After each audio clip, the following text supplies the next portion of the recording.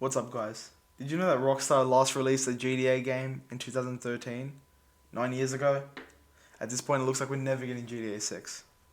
But Rockstar seems fine with putting microtransaction-laden DLC and making poorly made remasters of their own game. It didn't always used to be like this, though. In the early 2000s, Rockstar released a mainline GTA game every 2 years. Although gameplay was generally similar, the locations changed somewhat. The settings existed in fictional North American cities, but transitioned from a gritty version of New York in GTA 3 to a vibrant fake Miami in Vice City. The settings were never really authentic, and in hindsight functioned a little bit like caricatures of the area.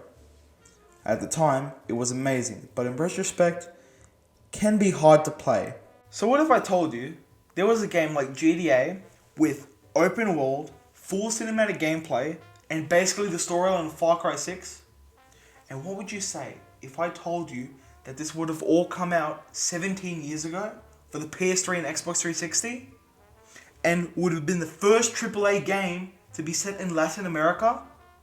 With full authentic dialogue and professional local voice actors in 2005. I don't know about you, but in 2005 I was playing Call of Duty 2 and Mario Kart DS. But this game, Tropical Hell, by developers Deadline Studios, was sent to reinvent the genre, taking over the industry, revolutionizing gameplay Rockstar created for GTA 3, with production values unheard of at the time. So why haven't we heard about this game today?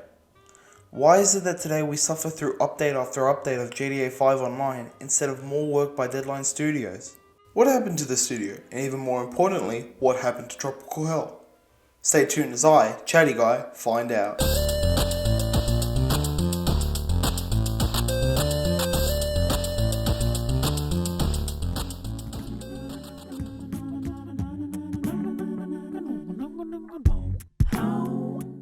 Tropical Hell first came to the world's attention at E3 2004, where it swept the show's awards and ushered in a new era for Deadline Studios CEO Hector Mazzetti, a Uruguayan video game developer.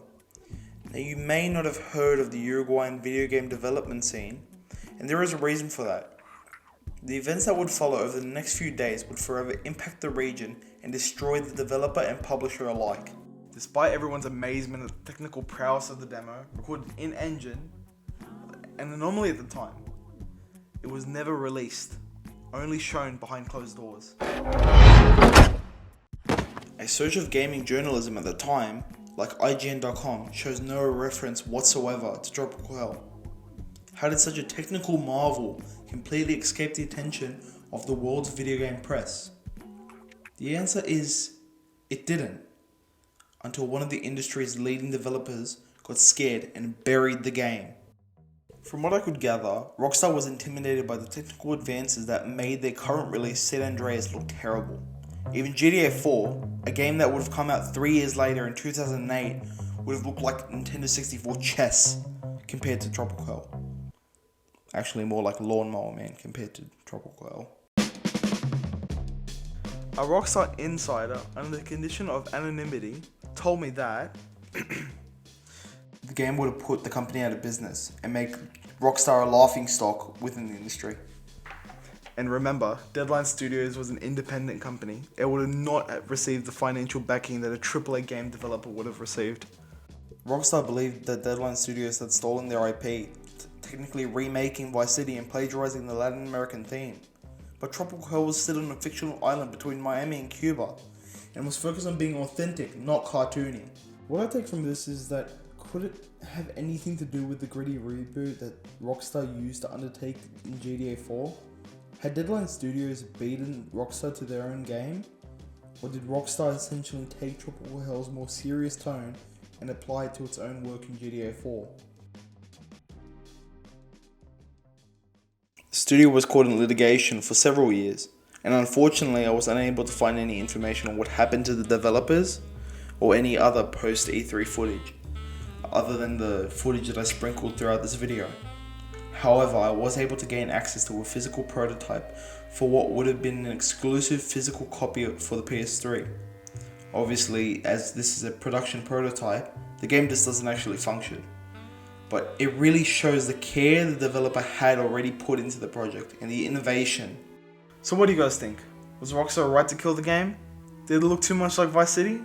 In my opinion, especially considering how many open world GTA clones came out after that, I don't think it was right for Rockstar to kill the careers of these really promising developers. Do you know of any other games that have been wrongfully taken down by a higher up company? Let me know in the comments, and make sure to hit that like and subscribe, and hit the bell icon if you want to hear any more stories of forgotten games, or if you want any updates on Tropical Hell. And leave a comment if you have any other information on Tropical Hell. And let's finally get Rockstar to explain why they felt the need to kill off this game. But until next time, this is Chatty Guy, and remember, life's a game, play to win.